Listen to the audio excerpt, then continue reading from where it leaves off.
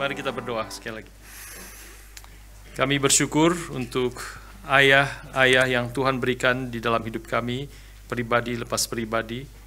Dan kami terutama bersyukur untuk ayah-ayah yang ada di dalam Tuhan, yang Tuhan telah berikan kepada kami, yang boleh menjadi teladan, boleh menjadi kekuatan, boleh menjadi pemimpin, dan yang arahkan akan seluruh keluarga menjadi keluarga yang beribadah kepada Tuhan, sehingga kami boleh mengalami, mengerti akan kasih Tuhan, kebaikan Tuhan, bijaksana Tuhan, Bapa kami yang di surga, melalui hidup daripada Bapa kami yang ada di dalam dunia ini. Tuhan yang berkati semua ayah-ayah yang ada di tempat ini, dan semua ayah kami yang ada di manapun mereka berada.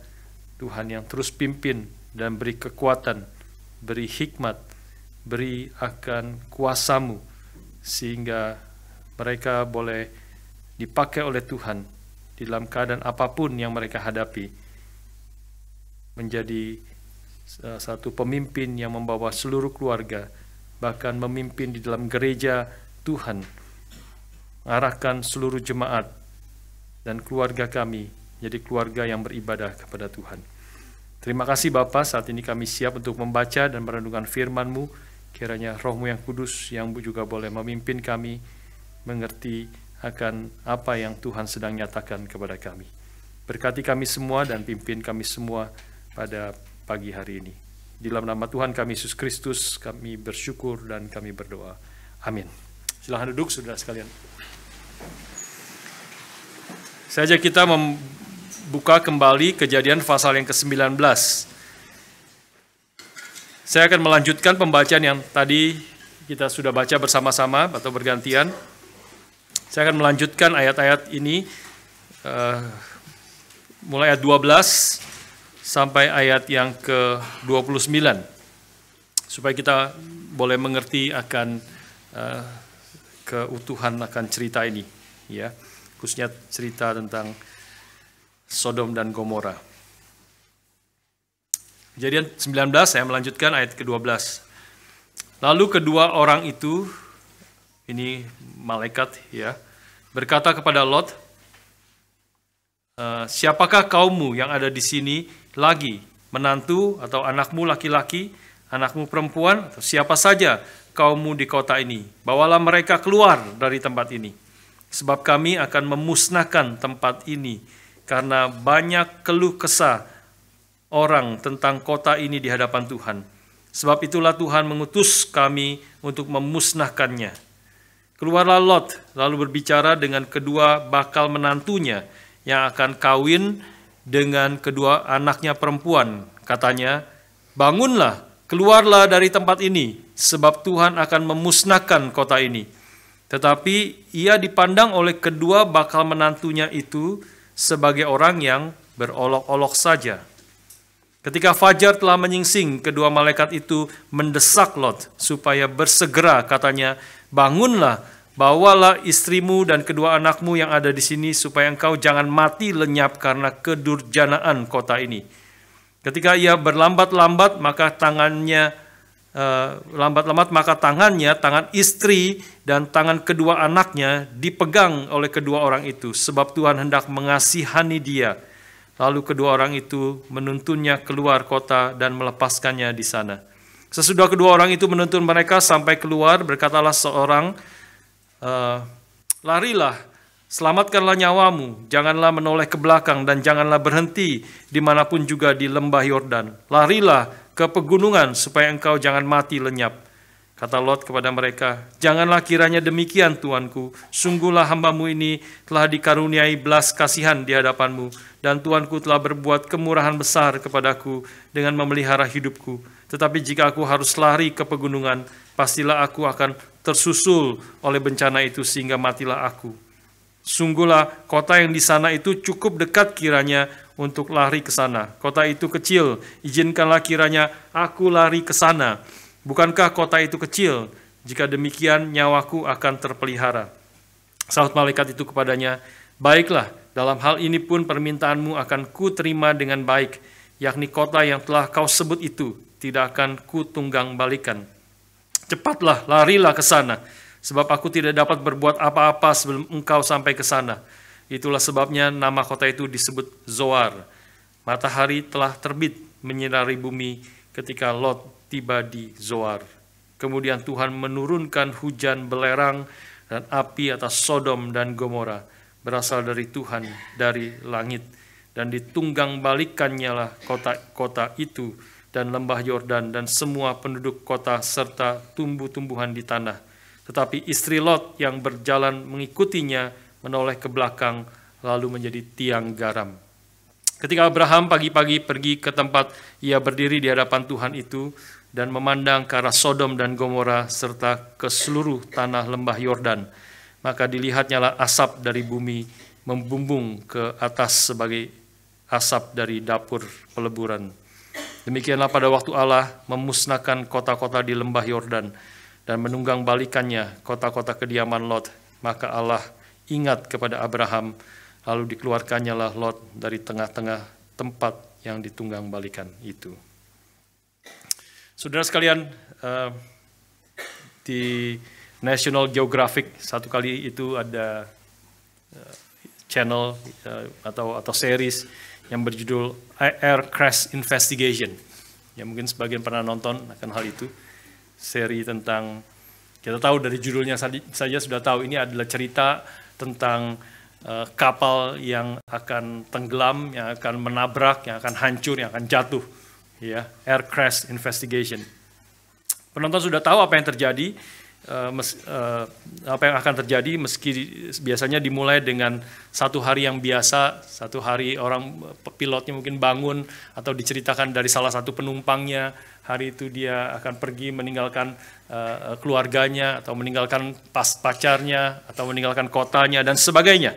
Ya, satu hari yang biasa, mereka ke airport dan sebagainya, semua tenang berjalan seperti biasa, tapi semua penonton sudah tahu apa yang akan terjadi di depan. Ya. Tapi meski sudah tahu, ini salah satu cerita atau series yang banyak orang tonton sebenarnya. Ya, karena apa? Karena kita tahu ini kisah yang nyata, kisah yang betul-betul terjadi, nyata, dan juga sangat menegangkan ketika kapal itu mesinnya rusak atau mulai kehilangan ketinggian dan sebagainya, atau mulai menukik ke bawah, atau sudah mendekati gunung sebentar lagi akan menabraknya dan sebagainya. Sesuatu yang kejadian yang sangat menegangkan karena ini adalah kisah nyata, dan juga tentu ini menjadi pelajaran yang penting. Ya, dari investigation itu mulai mencari kenapa bisa terjadi itu, apa yang salah, apakah pilotnya, apakah mesinnya, apakah controllernya dan sebagainya. Apa yang terjadi? Ini menjadi satu pelajaran yang penting supaya kita bisa menghindari akan kecelakaan atau tabrakan yang selanjutnya. Saudara sekalian, apa yang kita baca di dalam pasal ke-19 kejadian ini sebenarnya agak mirip dengan kisah seperti seri seperti demikian, ya, Air Crash Investigation.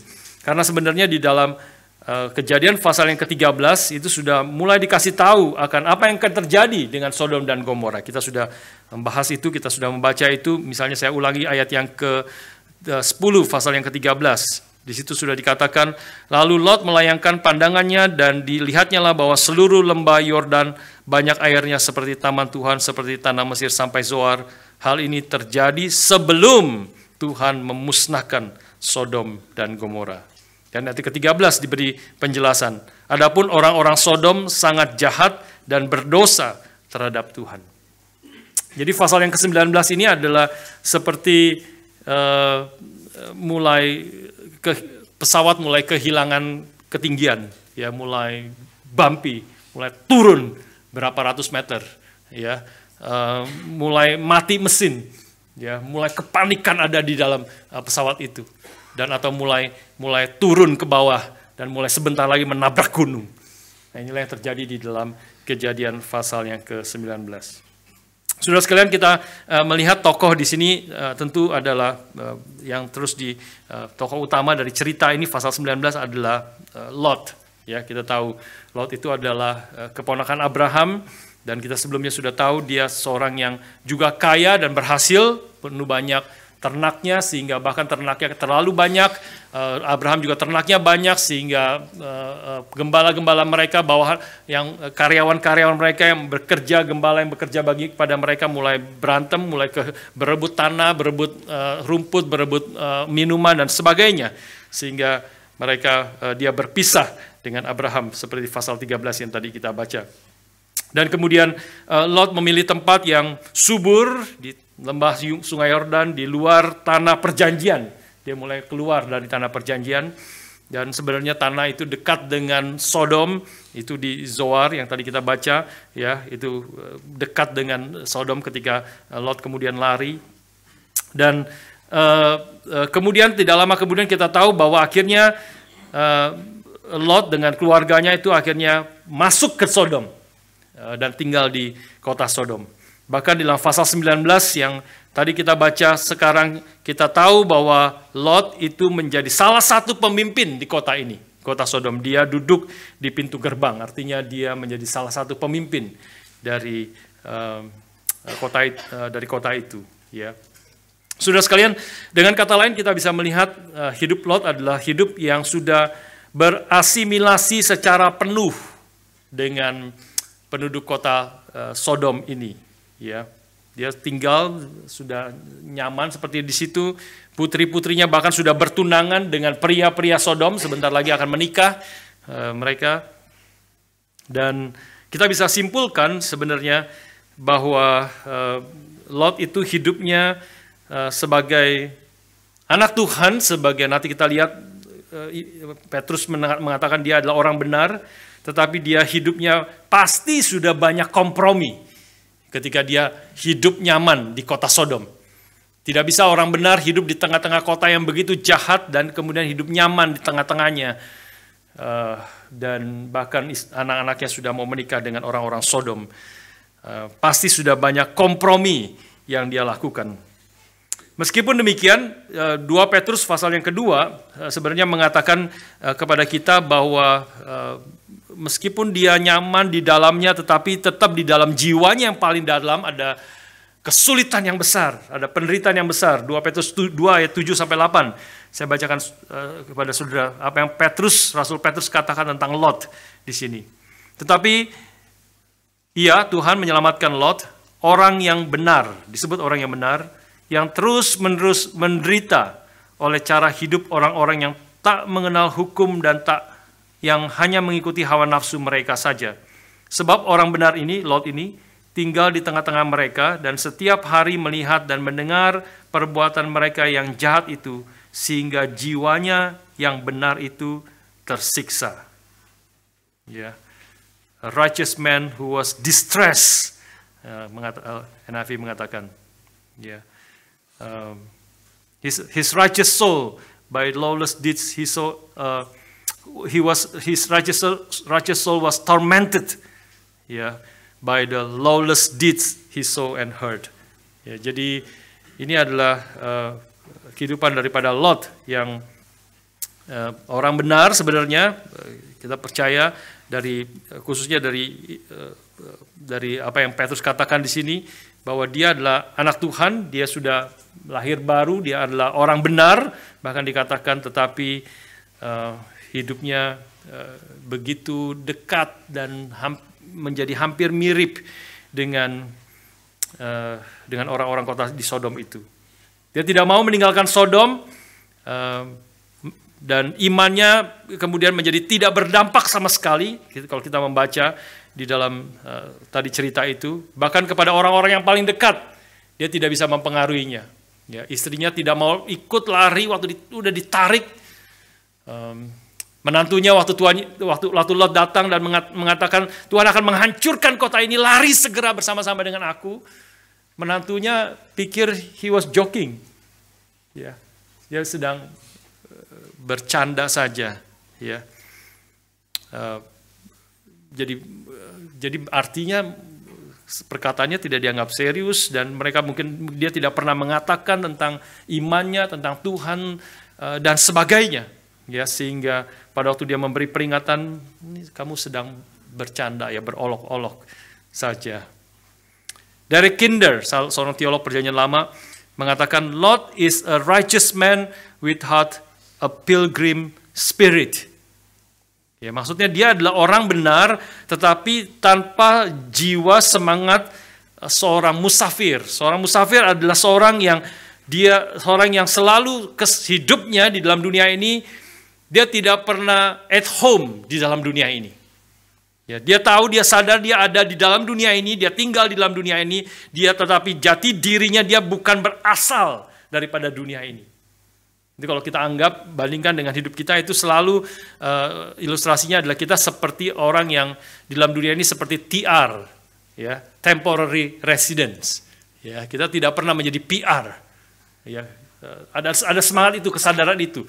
Ya, kalau TR artinya banyak di sini yang sedang TR, temporary residence, ya, tahu saudara 2 tahun, 3 tahun akan kembali ke negara saudara masing-masing, ya. Jadi saudara tidak akan betul-betul settle, ya. Tidak akan beli rumah, tidak akan beli segala sesuatu yang susah dijual dan sebagainya, ya. Kalau keluarga tidak akan beli piano susah sekali, berat sekali, ya. Sementara, cuma sebentar, nanti kalau sudah PR baru kita akan beli rumah, settle semuanya, sudah berakar di sini. Ya, tetapi Alkitab mengatakan kita sebagai anak-anak Tuhan secara rohani sebenarnya kita harus sadar kita adalah seorang musafir, selalu temporary residence di dalam dunia ini. Kita berdampak, kita berkarya dalam dunia ini, tetapi kita tahu kita tidak akan pegang keras-keras sekencang-kencangnya apa yang ada di dalam dunia ini. Kita sadar segala sesuatu yang bersifat kekal, rumah kita di sorga, rumah kita di sana, di sini kita sementara untuk berkarya, berdampak supaya orang-orang boleh memiliki hati dan hidupnya yang mengarah kepada hal-hal yang bernilai kekal, bukan hal-hal yang bernilai sementara ada di dalam dunia ini. Tetapi Lot adalah orang yang tidak sadar akan hal itu. Dia adalah orang yang mau memegang akan kedua-duanya, dunia akhirat, dunia sekarang, dia mau coba pegang dua-duanya. Tetapi kita membaca tadi dia hampir kehilangan dua-duanya. Akhirnya dia akan tinggal di kota yang kecil, bahkan dia tinggal di goa, semuanya habis yang dia pegang erat, bahkan istrinya, calon menantunya, semua habis. Tinggal kedua anak putrinya yang akhirnya akan menghancurkan juga kehidupannya dia kemudian. Kalau dia tidak diselamatkan karena anugerah Tuhan, karena belas kasihan Tuhan menarik dia keluar dari Sodom, dia juga akan mati bersama-sama orang Sodom sesungguhnya. Ini Lot seperti seorang yang mencoba berdiri di atas 2 perahu. Sudah pernah coba berdiri di atas 2 perahu? Pasti kecebur sebentar lagi. Seberapa hebatnya, seberapa kuatnya, akan goyang-goyang, pasti kecebur. Doesn't work. Dan kita bisa melihat ini ketika akhirnya Lot mencoba menyelamatkan 2 tamunya, malaikat ini, dari keganasan orang Sodom yang ingin memakai, atau itu Indonesia sangat lembut ya, ingin memakai, biarlah kami memakai mereka, tapi Inggris sangat jelas itu, let us have apa disebutnya di sini ya, that we can have sex with them, ya. Dan dari situlah ada yang mengatakan dari situlah muncul kata sodomi, ya, sodomi. Ini para pria akan diperkosa oleh orang-orang Sodom, pria-pria Sodom juga. Tapi ketika dia mau menyelamatkan 2 orang ini, 2 malaikat ini, satu-satunya hal yang dia pikir dia bisa lakukan untuk menyelamatkan 2 orang ini adalah dengan mengorbankan 2 putrinya. Ya, diserahkan kedua putrinya. He was caught between a rock and a hard place. Ya, kalau Indonesia bilang dia menghadapi buah si malakama. Sudah tahu ya, buah si malakama. Kalau dimakan, ayahnya mati. Kalau tidak dimakan, ibunya yang mati. Ya. Jadi serba salah, saudara sekalian. Ini bisa terjadi karena Lot telah banyak kompromi dengan dosa. Dan Sayangnya kita juga bisa melihat itu di dalam hidup kita. Ya, saya juga bisa menyaksikan itu, melihat di dalam hidup anak-anak Tuhan, orang yang mengaku Kristen, tapi karena mulai kompromi dengan dosa, akhirnya ada di dalam posisi yang serba salah. Sudah tidak tahu lagi apapun yang dilakukan, karena kalau sudah ada di posisi itu, karena sudah bertahun-tahun hidup kompromi, tidak menyerahkan hidup secara total kepada Tuhan, maka ada posisi keputusan apapun adalah salah. Saya teringat juga itu yang digambarkan dengan, saya rasa itu sesuatu yang gambaran yang baik yang digambarkan oleh teater Sound and Light, ya, tentang cerita Daud.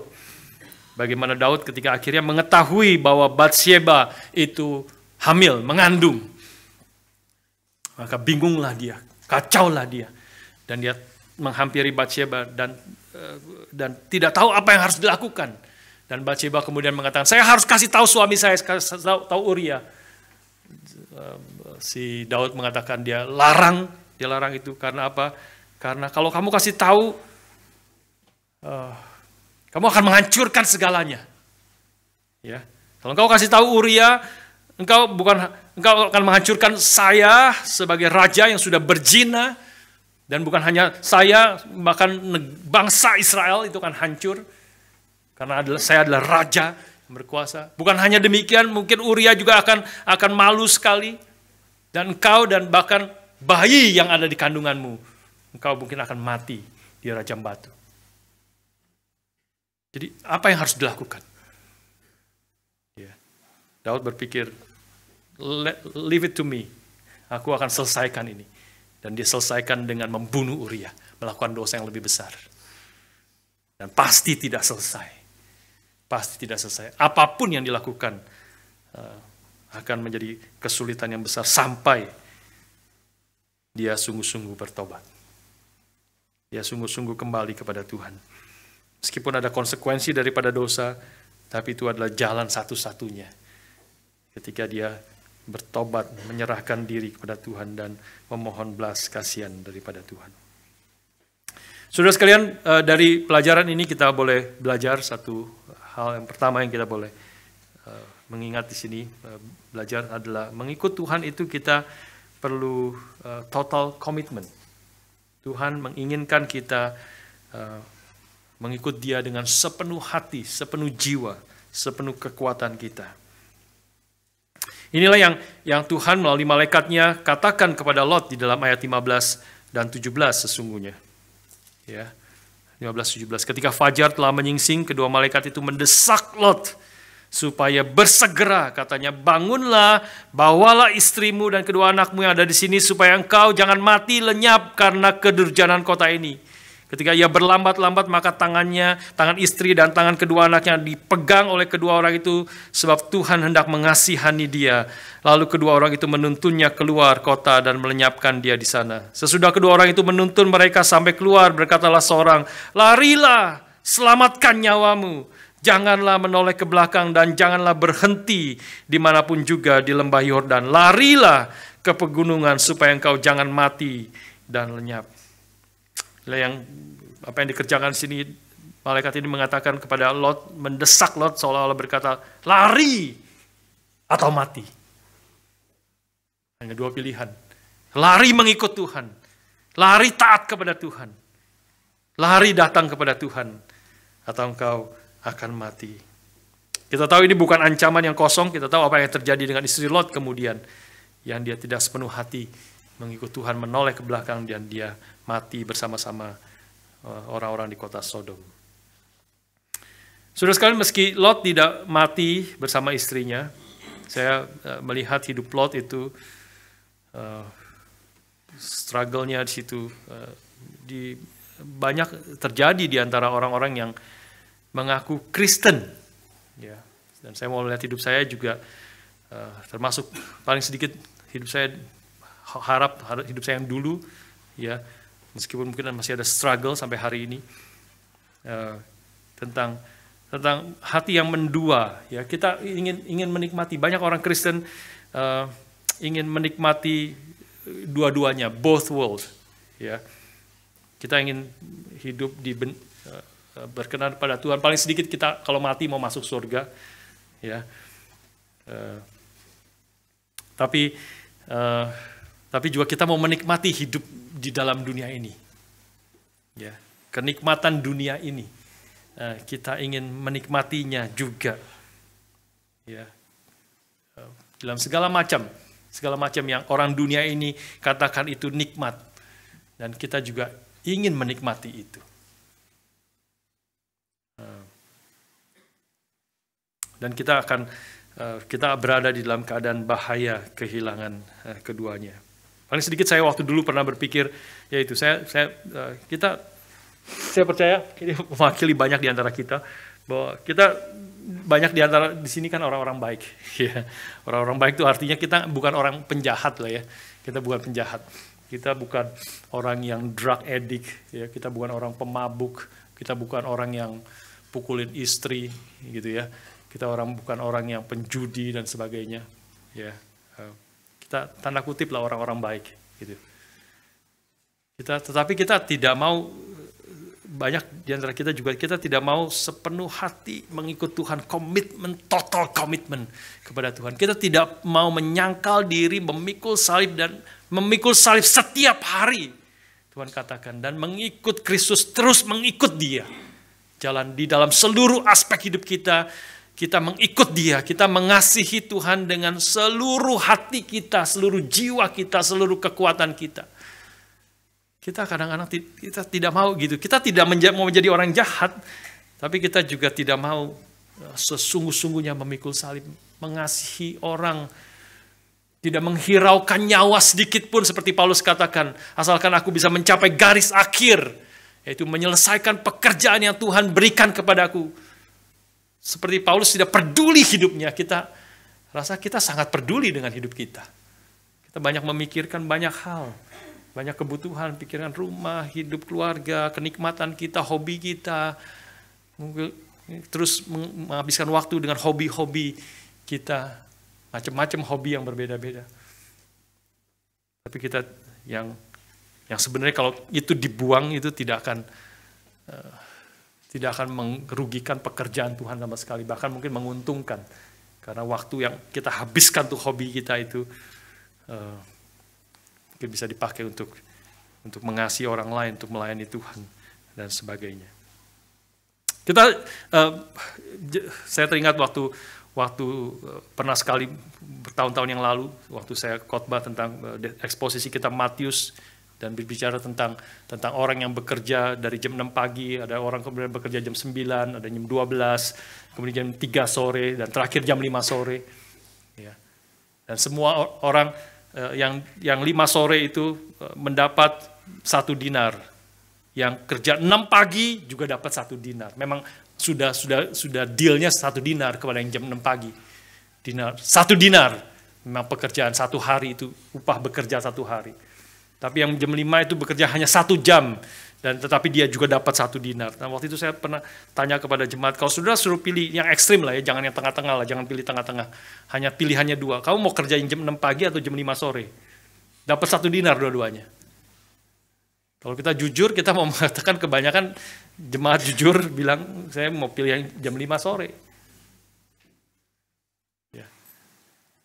Justru perumpamaan itu justru sedang menegur, mengkoreksi hati yang demikian. Yang tidak sadar bahwa hidup di dalam Tuhan, di dalam kehendaknya, di dalam rencananya, menyangkal diri, memikul salib, mengikut Kristus, itu adalah hidup yang sejati, hidup yang benar-benar berarti, hidup yang di dalamnya juga penuh sukacita di dalam Tuhan.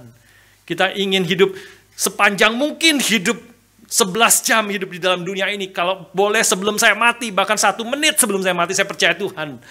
Tapi hidup seluruh hidupnya seperti dalam dunia ini. Sama seperti orang dunia. Menikmati segala orang yang dunia ini nikmati, saya juga menikmati. Tapi 1 jam atau 1 menit, bahkan 1 detik sebelum saya mati, saya boleh percaya, bertobat, saya masuk surga. Kalau bisa begitu, itu semangat orang yang memilih kerja jam 5 sore. dapat 1 dinar juga.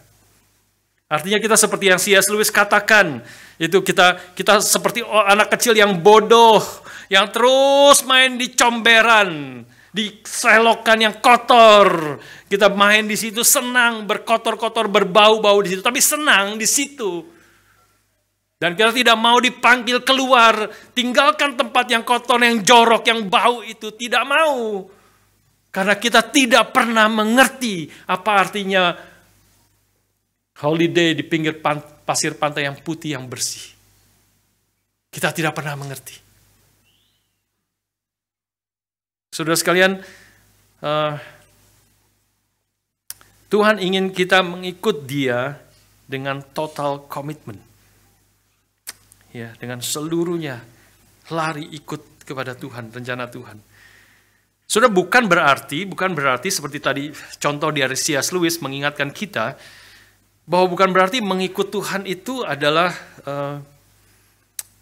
ketika Tuhan menyangkal diri, memikul salib, mengikut Kristus. Yes, itu berat, banyak tantangan. Sepanjang Alkitab mengatakan kau mengikut Tuhan, mau hidup berkenan kepada Tuhan. Whoever wants to live a godly life, he will be persecuted. Ya betul, ada penderitaan, kesulitan. Tetapi, dan Tuhan Yesus mengatakan, barang siapa mengikut aku, mereka akan dianiaya.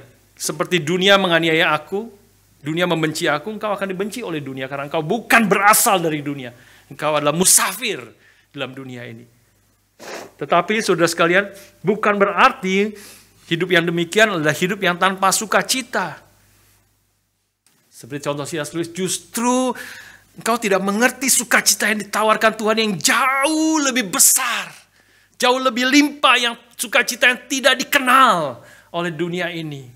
Sukacita di tengah-tengah kesulitan dan pergumulan. Gak pernah mengerti. Betul-betul ada sukacita sejati. I rejoice in suffering. Paulus katakan dalam Roma pasal yang 5. Karena mengerti di dalam penderitaan itu Tuhan tidak tinggalkan, Tuhan beserta, Tuhan memimpin, Tuhan sedang membentuk kita untuk hal-hal nilai-nilai yang kekal, karakter yang agung. Tuhan sedang membentuk kita. Kita mengalami kekuatan justru di tengah-tengah kelemahan kita. Lemah, tidak berdaya. Paulus begitu lemah dengan karena duri dalam daging, tapi dia berseru kepada Tuhan. Tuhan tidak mencabut duri dalam daging itu, tapi memberikan anugerah yang lebih. My grace is sufficient for you. Karena itu aku lebih senang bersuka cita, bermegah di dalam kelemahanku. Karena ketika aku lemah, aku kuat, aku mengalami kekuatan yang dari Tuhan, penghiburan Tuhan, damai sejahtera dari Tuhan yang melampaui segala akal. Justru baru dialami ketika kita menyerahkan seluruh hidup kita totally kepada Tuhan. Kalau kesusahan yang tanpa sukacita adalah Lot. Inilah Lot, justru contohnya. Dia sebenarnya anak Tuhan, percaya, tapi dia tidak pernah menyerahkan, benar-benar meninggalkan Sodom, hidup dalam berkenan kepada Tuhan. Dia terus hidup mencoba pegang dua-duanya. Dan dia susah hidupnya sebenarnya. Susah dan tidak ada sukacita dari Tuhan memenuhi hatinya. Sebaliknya ada satu contoh yang bagus dari seorang yang bernama Nokseng. Ya, dia seorang yang bertobat. Cerita dia orang India sekitar 150 tahun yang lalu, karena ada seorang misionaris dari Wales yang memberitakan Injil ke suku-suku barbar di Assam, di India, Northeast India.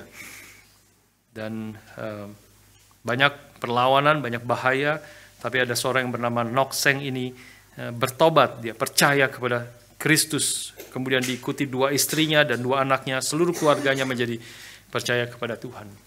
Tapi kepala suku dan suku-suku di situ marah terhadap keadaan ini dan pengaruh penjajah misionaris dari barat mempengaruhi mereka, akan mengubah hidup mereka dan sebagainya. Mereka tidak senang dan mereka menangkap Nokseng dengan istrinya dan kedua anaknya dan memaksa mereka untuk meninggalkan iman mereka. diancam anaknya, kalau kamu tidak mau meninggalkan, anakmu akan dibunuh, panah diarahkan kepada anaknya. Tapi si Nok-seng, konon ceritanya dia sebelumnya diinspirasi oleh perkataan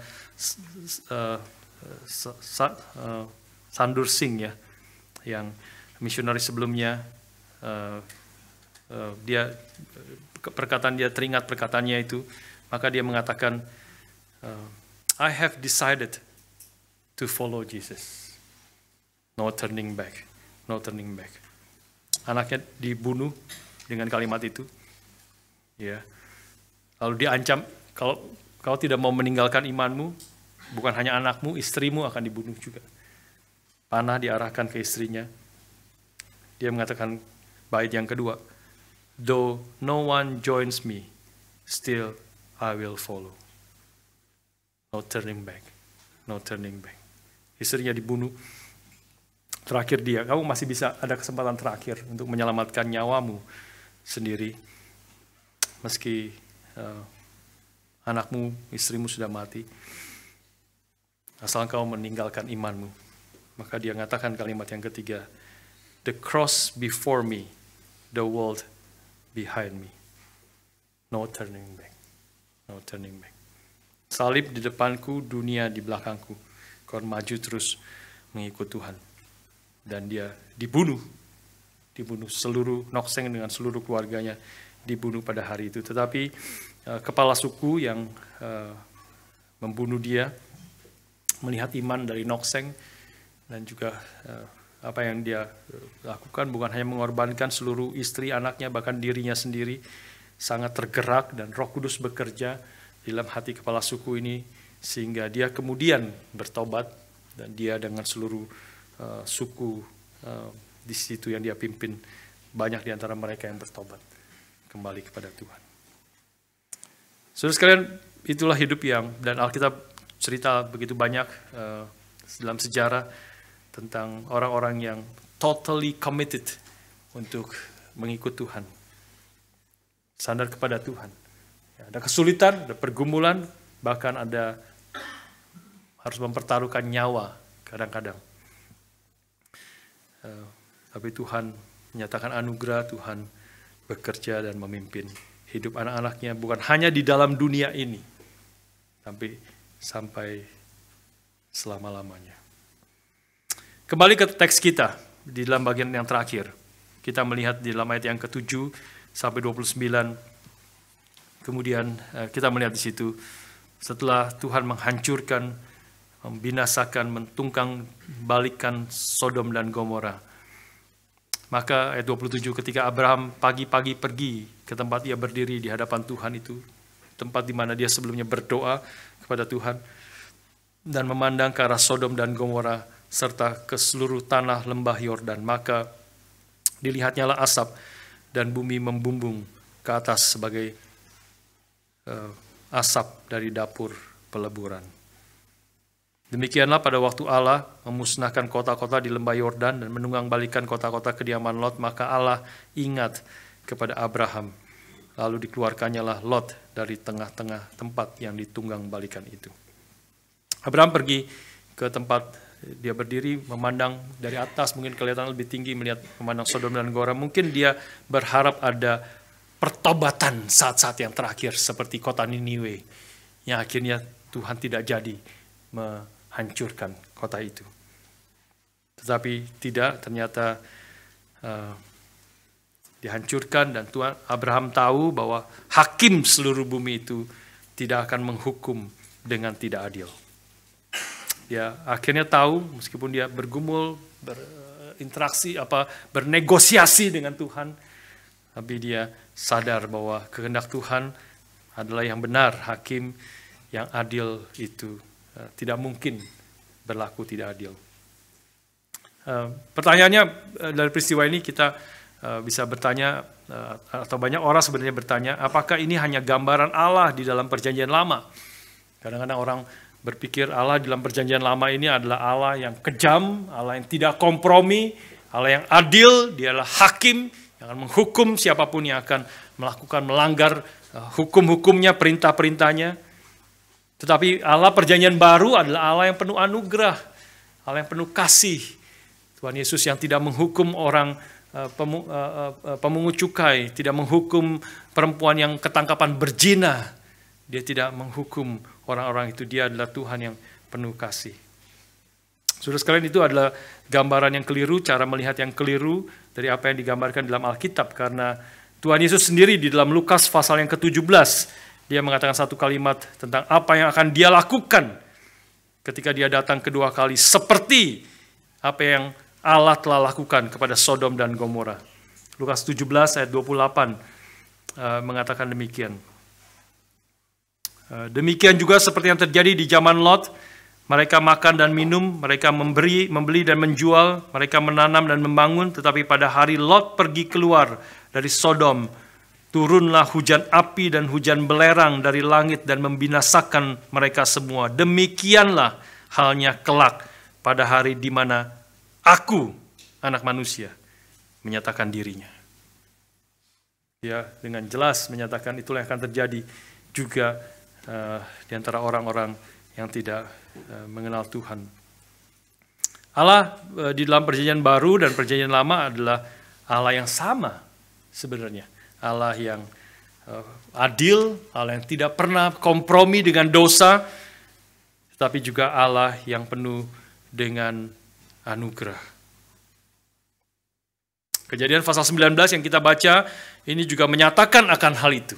Dia adalah Allah yang adil, Allah tidak kompromi dengan dosa, menghancurkan Sodom dan Gomora, tetapi dia adalah juga yang penuh dengan anugerah. Dia bahkan mendesak, menarik tangan Lot untuk menyelamatkan dia. Dia mendengar doa daripada Abraham. Ketika Tuhan Yesus tidak menghukum perempuan yang berzina, itu bukan berarti dia menyetujui perzinahan, dan bukan berarti itu sesuatu yang tidak apa-apa. Dia tidak menghukum karena dia menyatakan anugerah, tapi dia mengatakan pergi, jangan berbuat dosa lagi. Pertobatan, total commitment Tuhan inginkan bagi kita. Dan seluruhnya kita tahu ultimately itu juga dinyatakan di dalam salib Kristus. Ya, Tuhan yang adil sekaligus Tuhan yang penuh dengan anugerah dan kasih. Itu dinyatakan di atas salib ketika Kristus yang tidak berdosa, yang benar, yang kudus itu, dia harus mati menanggung dosa-dosa kita. Tidak ada jalan yang lain. Kristus harus mati bagi kita. Karena dosa-dosa manusia supaya kita boleh diselamatkan oleh Allah. Hanya satu-satunya cara, Kristus harus mati bagi kita.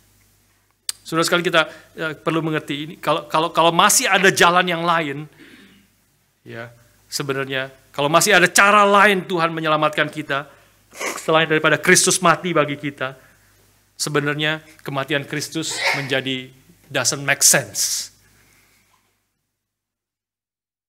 Tim Keller memberikan satu contoh, memberikan satu ilustrasi. Kalau ada truk yang oleng, ya,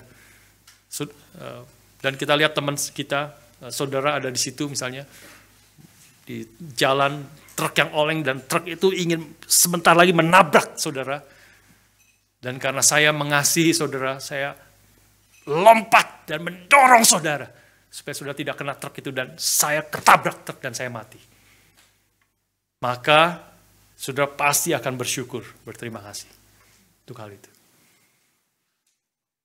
Tapi Tim Keller mengatakan kalau saudara sebenarnya truk itu tidak oleng dan saudara tidak ada di dalam bahaya, tapi karena saya mengasihi saudara, saya untuk menyatakan kasih saya kepada saudara, saya lompat di tengah-tengah truk, tengah jalan. Maka saudara akan bilang, kamu orang gila. Ngapain lakukan itu? Ngapain kamu mati?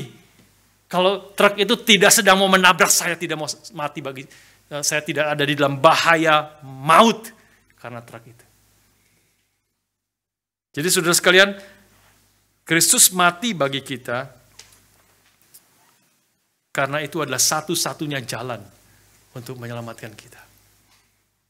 Kalau Kristus tidak mati bagi kita, maka habislah kita. Itulah anugerah Tuhan sekaligus keadilan Allah dinyatakan. Allah yang adil tidak pernah berkompromi dengan dosa. Hukuman dosa adalah mati, maut. Dan kita semua adalah orang yang berdosa. Kalau tanpa Kristus yang mati menggantikan kita di atas kayu salib, menanggung dosa kita, maka kita tidak mungkin diselamatkan. Kita akan mati seluruhnya di dalam dosa-dosa dan hukuman Allah kepada kita. Tuhan Yesus bergumul di Taman Getsemani, berkata kepada Bapa, jikalau sekiranya mungkin cawan ini disingkirkan daripadaku. Ini adalah cawan penderitaan, cawan ultimately kematian yang harus dia minum menenggaknya sampai tetes yang terakhir. Kalau sekiranya mungkin ya Bapa, biarlah cawan ini lalu daripadaku. Tapi cawan itu tidak diambil dari Bapa. Karena tidak mungkin cawan itu diambil dan kita akan diselamatkan. Satu-satunya jalan adalah Kristus harus meminum cawan penderitaan yang berpuncak dalam kematiannya itu sampai tetes yang terakhir. Karena tidak ada jalan lain. Itulah keadilan Allah dinyatakan sekaligus kasih dan anugerahnya diberikan kepada kita. William Rees menulis hymn berjudul Here is Love yang kadang-kadang kita nyanyikan. Dengan jelas, dengan sempurna menyatakan situ. On the mount of crucifixion, fountains open deep and wide. Through the floodgates of God's mercy, flow a fast and gracious tide. Grace and love, like mighty rivers, poured incessant from above. And heaven, peace, and perfect justice kiss a guilty world in love. Mari kita berdoa.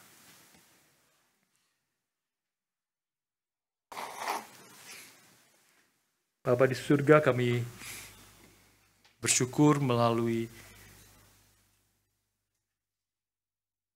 contoh daripada Lot, kami diingatkan, kami diajar, kami didesak, sungguh-sungguh menyerahkan hidup kami sepenuhnya kepada Tuhan. Karena Engkau telah terlebih dahulu menyerahkan hidup-Mu bagi kami.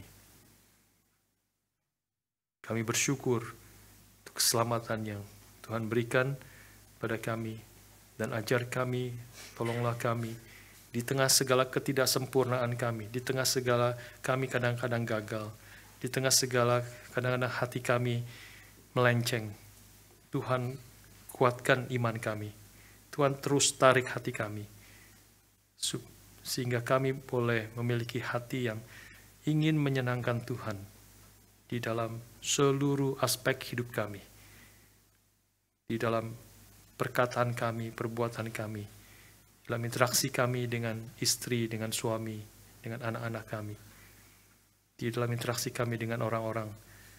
Kami mau melakukan kehendak-Mu. Kami mau taat kepadamu, mengasihi mereka, sebagaimana Engkau telah mengasihi kami. Tuhan pimpin dalam waktu-waktu kami, seluruh aspek hidup kami, waktu kami, pekerjaan kami, keuangan kami. Kami boleh pakai, persembahkan, melakukannya, mengaturnya sesuai dengan bijaksana yang Tuhan berikan. Untuk hormat kemuliaan nama-Mu. Dan untuk kebaikan daripada umat-Mu, pekerjaan-Mu di tengah-tengah dunia ini. Berkati kami semua dan pimpin kami semua untuk terus menyangkal diri, memikul salib setiap hari, dan mengikut Engkau seumur hidup kami, sampai kami bertemu muka dengan Engkau. Pimpin dan berkati kami juga boleh melakukannya dengan penuh sukacita, karena Tuhan yang menyertai, memberkati, dan memberikan sukacita berlimpah-limpah di dalam Engkau, di dalam kehendak-Mu. Terima kasih Bapa, kami bersyukur dan berdoa dalam nama Tuhan kami, Yesus Kristus. Amin.